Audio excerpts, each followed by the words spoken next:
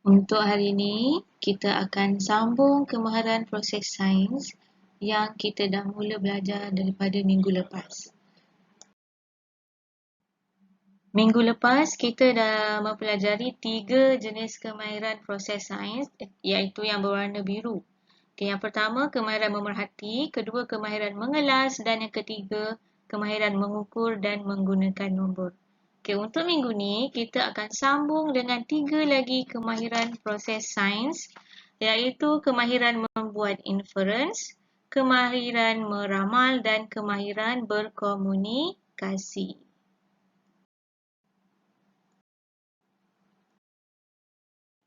Kemahiran proses sains yang pertama untuk hari ini ialah kemahiran membuat inference.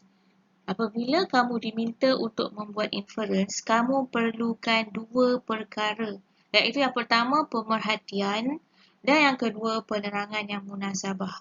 Pemerhatian ialah apa yang telah kamu perhatikan. Kita dah tahu kemahiran memerhati menggunakan 5 deria kan. Jadinya, apabila menjalankan penyiasatan, kamu perlu membuat pemerhatian. Pemerhatian ni boleh menggunakan mana-mana deria mengikut keperluan penyiasatan tersebut. Kalau pemerhatian kamu menggunakan deria penglihatan, maksudnya kamu nyatakan apa yang kamu nampak. Kalau pemerhatian kamu menggunakan deria bau, maknanya kamu perlu nyatakan apa yang dapat kamu hidu. Begitu juga untuk pemerhatian menggunakan deria yang lain. Kemudian penerangan yang munasabah tu pula apa? Penerangan yang munasabah ini ialah berdasarkan apa pengetahuan sedia ada kamu. Maknanya sebelum kamu belajar lagi, kamu dah tahu daripada kat rumah, mak dan ayah dah pernah bagi tahu ataupun kamu pernah lihat sendiri sesuatu perkara ataupun daripada apa yang kamu baru belajar. Itu ialah penerangan yang munasabah. Dalam slide ini, kita akan cuba untuk membuat inference. Kamu dapat perhatikan 2 batang pokok. Sebenarnya, itu ialah pokok yang sama. Gambar yang sebelah kiri ialah pokok tersebut pada hari yang pertama dan gambar sebelah kanan ialah gambar pokok tersebut selepas 4 hari. Apa yang kamu perhatikan? Pokok itu layu. Sekarang kita nak fikirkan untuk penerangan yang munasabah pula. Apa yang paling munasabah untuk pokok itu layu? Dia tidak menerima air. Tiada air.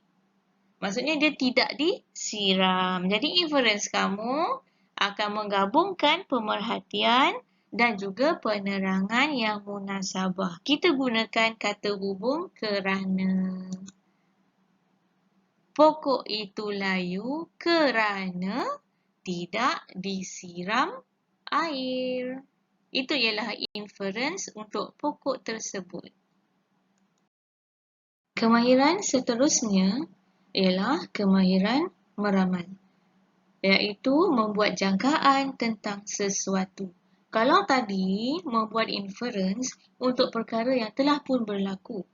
Untuk meramal pula ialah perkara yang belum berlaku. Ramalan yang kita buat mungkin benar dan mungkin juga tidak benar. Adakah meramal sama dengan meneka? Jawapannya tidak. Kerana meramal perlulah berdasarkan pemerhatian, pengalaman lalu, data ataupun pola. Cuba kamu lihat gambar perempuan yang sedang memegang jarum dan juga belon. Apa ramalan kamu untuk belon tersebut? Apa yang mungkin akan terjadi kepada belon itu? Itu ialah ramalan. Akhirnya, tibalah kemahiran proses sains yang terakhir untuk dipelajari dalam tahun 3 ini, iaitu kemahiran berkomunikasi. Kemahiran ini bertujuan untuk memberikan penerangan tentang sesuatu tindakan, objek atau peristiwa. Kita berkomunikasi menggunakan perkataan atau simbol grafik seperti jadual, graf, rajah atau model. Berikut ialah 4 simbol grafik seperti yang telah disebutkan dalam slide sebelum ini. Cuba kamu namakan setiap simbol grafik ini. Untuk yang pertama, A, diberikan lakaran komponen elektrik yang telah disambung iaitu sel kering, mentol dan wayar penyambung. Apakah nama simbol grafik ini? Jawapannya rajah. Yang kedua, terdapat palang-palang tu namanya ialah graf. Dan yang ketiga, C, merupakan salah satu contoh jadual. Dan yang terakhir, sewaktu kamu tahun 1 dulu pernah kamu buat ini. Tapi kamu buat untuk permukaan bumi.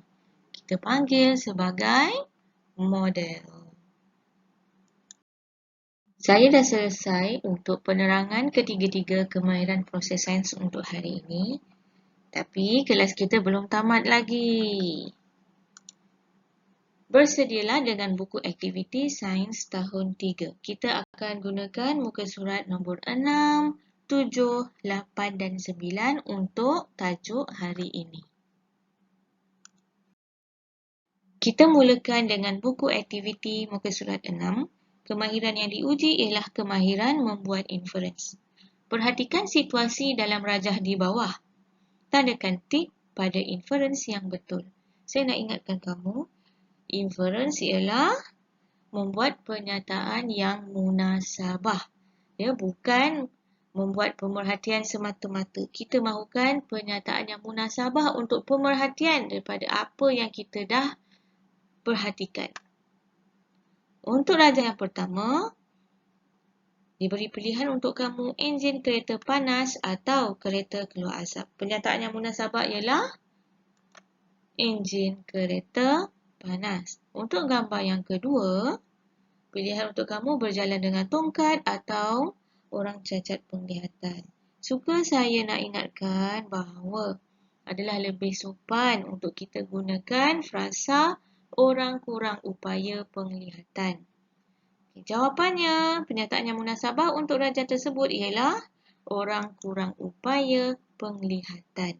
Untuk rajah nombor 3 dan nombor 4, saya nak lihat jawapan kamu.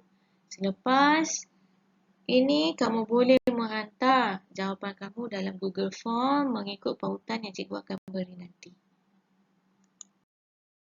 Aktiviti muka surat 7 menguji kemahiran membuat inference dan kemahiran meramal. Lin dan rakannya menjalankan penyiasatan terhadap pergerakan kereta mainannya di atas cardboard menggunakan 2 magnet butang seperti dalam rajah di bawah. Rajah ini menunjukkan 2 situasi, iaitu situasi sebelum ditolak dan situasi selepas ditolak. Apa yang ditolak? Lihat pada jari. Jari ini menolak magnet B ke kiri dan menyebabkan kereta mainan juga bergerak mengikut arah tolakan magnet B. Berdasarkan penyiasatan di atas, jawab soalan berikut. Soalan yang pertama, tulis pemerhatian kamu terhadap kereta mainan selepas magnet B ditolak. Apa yang soalan mahukan? Pemerhatian. Saya sarankan kamu tanda pemerhatian ni. Maksudnya apa yang soalan ni nak kita kena tanda supaya kita alert. Okay, dalam penyiasatan ni tadi kamu perhatikan arah pergerakan kereta mainan ke kiri mengikut arah tolakan magnet B. Ini adalah contoh ayat yang sesuai, iaitu kereta mainan akan bergerak ke kiri mengikut arah tolakan magnet B. Kita terus ke soalan kedua. Berikan inference kamu berdasarkan penyiasatan di atas. Sama juga tandakan apa yang soalan mahukan. Inference. Kalau kamu tiada highlighter, kamu boleh underline je perkataan tersebut. Garis di bawah perkataan tu. Okey, untuk inference, kita perlukan pemerhatian dan juga pernyataan munasabah. Apa agaknya pernyataan munasabah? Untuk menerangkan arah pergerakan kereta mainan yang mengikut arah tolakan magnet B ni. Apa sebenarnya yang menyebabkan pergerakan tu? Sedangkan tangan Lim dan rakan dia ni tak ada pun yang menyentuh kereta mainan. Okay, ini adalah contoh jawapan. Kereta mainan akan bergerak ke kiri kerana mengikut pergerakan magnet A di bawah kereta mainan yang tertarik kepada magnet B. Okay, soalan yang terakhir. Ramalkan perkara yang akan berlaku kepada kereta mainan jika magnet B diterbalikkan. Apa yang soalan mahukan? Soalan mahukan ramalan. Untuk menjawab soalan ini, kamu perlu membuat jangkaan tentang apa yang akan berlaku jika magnet B ni diterbalikkan. Waktu tahun 1 kamu dah belajar tajuk magnet. Okey, magnet yang bagaimana? Magnet butang. Ingat semula bagaimana kedudukan kutub untuk magnet butang yang membolehkan kedua-dua magnet A dan magnet B ini tertarik sesama sendiri. Apa akan terjadi jika diterbalikkan? Ini ialah sesuatu yang kamu perlu fikirkan berkaitan dengan kutub magnet. Saya nak lihat jawapan kamu nanti. Terusnya, muka surat 8. Kemahiran yang diuji ialah kemahiran meramal. Lengkapkan ayat berikut. Kamu perhatikan rajah ya. Baju basah akan menjadi apa selepas beberapa jam di bawah pengaliran udara? Okay, kamu lihat kipas itu berpusing. Dia mengeluarkan udara yang bergerak, iaitu angin, ke arah baju yang basah. Okay, ramalan kamu untuk baju itu selepas beberapa jam. Jawapannya, baju itu akan kering. Okay, soalan ini agak mudah untuk kamu. Jadinya, untuk rajah nombor 2, 3 dan 4, saya nak lihat jawapan kamu sendiri nanti. Aktiviti yang terakhir untuk hari ini ialah muka surat 9, iaitu untuk menguji kemahiran berkomunikasi. Rani membuat penyiasatan tentang cara rakan-rakannya datang ke sekolah setiap hari. Hasil siasatannya adalah seperti di bawah. Okey, dinyatakan 4 cara murid ke sekolah dan juga bilangan murid berapa orang mengikut cara ke sekolah. Okay, pindahkan maklumat di atas dalam bentuk komunikasi yang lain. Okay, ini ialah keyword dia. Bentuk komunikasi yang lain. Daripada jadual, kita akan ubah ke bentuk apa? Saya cadangkan bentuk graf.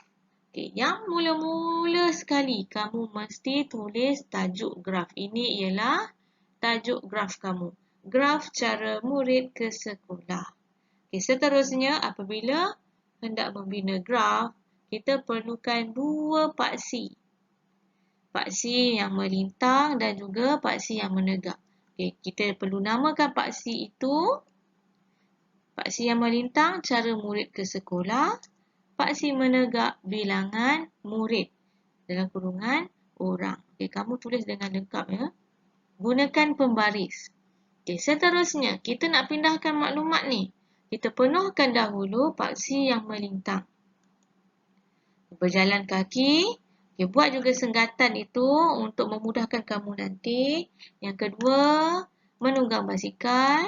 Yang ketiga, membonceng motosikal. Dan yang keempat, menaiki kereta.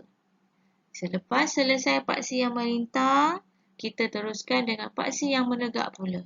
Yang pertama, kosong. Yang kedua, yang ketiga, yang keempat, kita buat gandaan 2, iaitu 2, 4, 6, 8, 10 dan 12. Kenapa 12? Sebab angka yang paling tinggi ialah angka 11. Jadi, 12 lah yang paling sesuai. Okay, seterusnya, kita nak pindahkan maklumat untuk berjalan kaki berapa orang? 6 orang. Okey, ini ialah bar untuk berjalan kaki sampai ke nombor 6. Okey, seterusnya, untuk bilangan murid yang menunggang basikal seramai 8 orang. Okey, ini ialah menandakan 8. Dia punya ketinggian hingga ke nombor 8. Yang seterusnya, membonceng motosikal 5 orang. Oleh kerana 5 terletak di antara 4 dan 6, jadinya ketinggian bar ini ialah di tengah-tengah antara 4 dan 6. Yang terakhir sekali ialah 11 orang untuk menaiki kereta. Kedudukan bar ini ketinggiannya di tengah-tengah antara 10 dan 12 iaitu 11. Maka siaplah graf yang kamu perlu bina. Saya mahukan kamu bina graf kamu cantik-cantik. Ini ialah contoh yang cikgu berikan untuk kamu. Okey, maka dengan itu berakhir tajuk kita untuk hari ini. Semoga kamu dapat menyiapkan semua tugasan tanpa masalah dan dapat menghantarnya pada hari ini juga. Okay, kita akan jumpa untuk kelas yang seterusnya. Assalamualaikum.